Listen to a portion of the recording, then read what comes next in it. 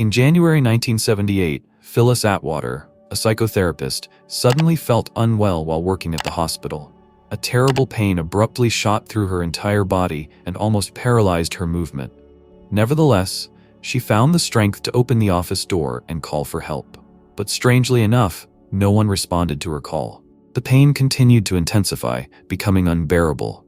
At one point, she had to scream, but even after that, no one came to her aid. Barely aware of herself from the insane pain, she screamed, but immediately faltered.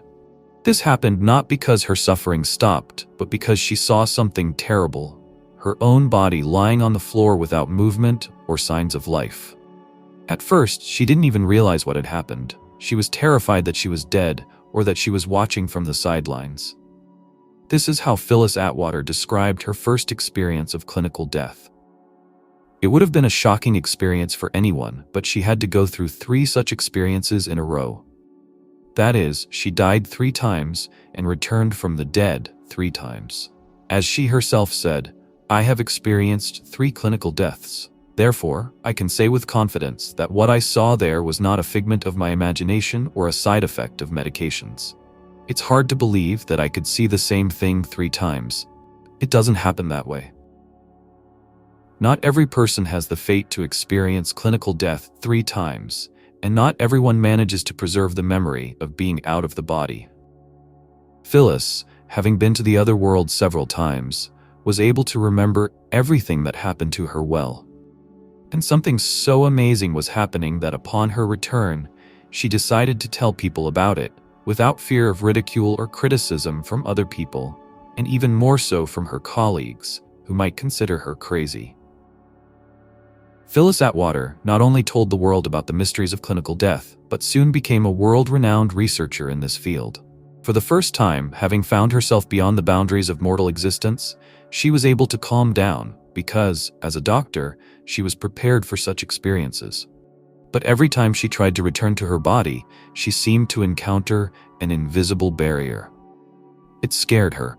Fruitless attempts to reconnect with the flesh led to her panicking again. The fear returned with a vengeance. In addition, something happened that made her feel even more terrified. She noticed that black droplets appeared around her like ink blots, and they emanated coldness and hopelessness. Here's how she described her experiences. "I couldn't figure out where these blots came from.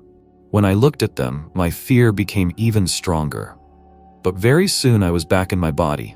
Coming back was like being stretched like a rubber band on a slingshot, and then released. I pulled back into my body through the top of my head, and my toes felt the ground. When I opened my eyes, I saw a nurse bustling around me. She looked like she had just seen a dead man who had suddenly come to life." Actually, it was. Those who, out of their ignorance, claim that clinical death is not really death, let them first experience it for themselves and then draw conclusions. Even if the brain did not remember what was happening outside of life, the soul definitely saw everything and will never forget it. Some people remember this terrible experience with their minds, others with their feelings, and there are those like Phyllis who remember it with their whole being.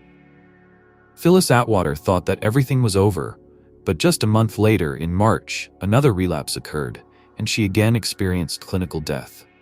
This time, she found herself in the void, where she made a review of her entire life. Phyllis saw not only her actions, but also the result of her every thought. She was shown that every thought that appeared in her head came out and lived its own life.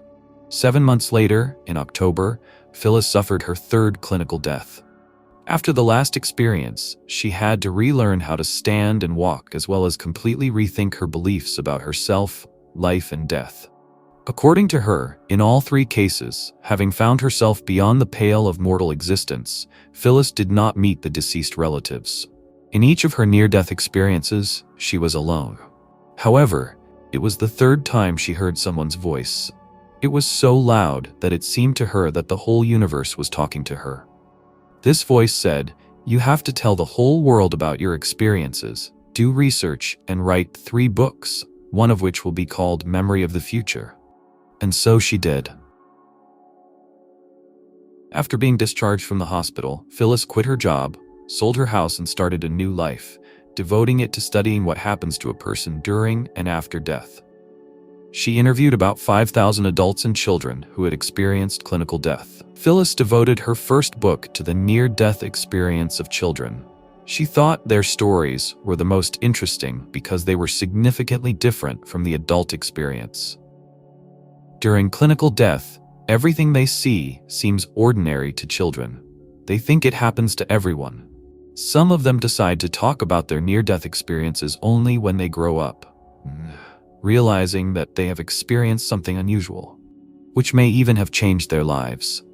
In her works, Phyllis cited several cases from which it becomes clear how unique the childhood experience of clinical death is and how it can be useful.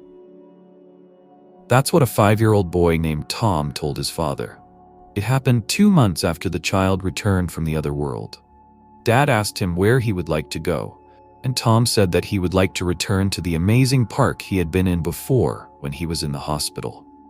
When asked which park he had in mind, the boy replied, "Well, the one I got into through a big pipe when I was in the hospital. There were a lot of kids in that park, swinging on swings, and there was a white fence. I wanted to climb over it, but one person told me not to do that.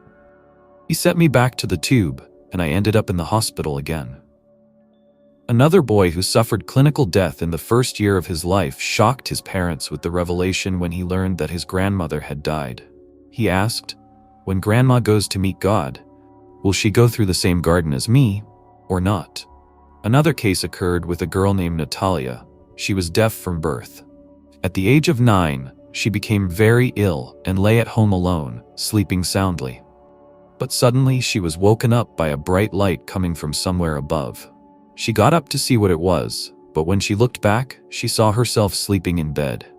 Then she heard a pleasant voice calling her to get up and go. When she was about to follow him, she suddenly felt that someone stopped her and told her that it was too early for her to leave this world. Exploring the near-death experiences of adults and children, Phyllis Atwater admitted that the biggest surprise after death for many people will be the realization that their lives did not end there. Regardless of whether a person sees darkness or light after death, whether they witness pleasant events or negative ones, they will be surprised that they still exist. He can still think, hear, see, understand, and feel. In one of her books, Phyllis used an analogy to explain the continuation of life after death. Now we live on the same frequency, and then someone or something appears that changes the frequency for us. The old frequency still exists, but without us. Some people will experience this effect during their lifetime, and some will experience it after death. Knowing about life after death changes people. Those who have been on the other side of mortal existence are greatly transformed. They become kinder and stop chasing after the mirages of material pleasures, because they realize that their future life will be connected with a completely different reality. Dear friends, thank you for watching my video to the end. If you liked it, please like it, and don't forget to subscribe to the channel. It's very important. Thank you, and have a nice day.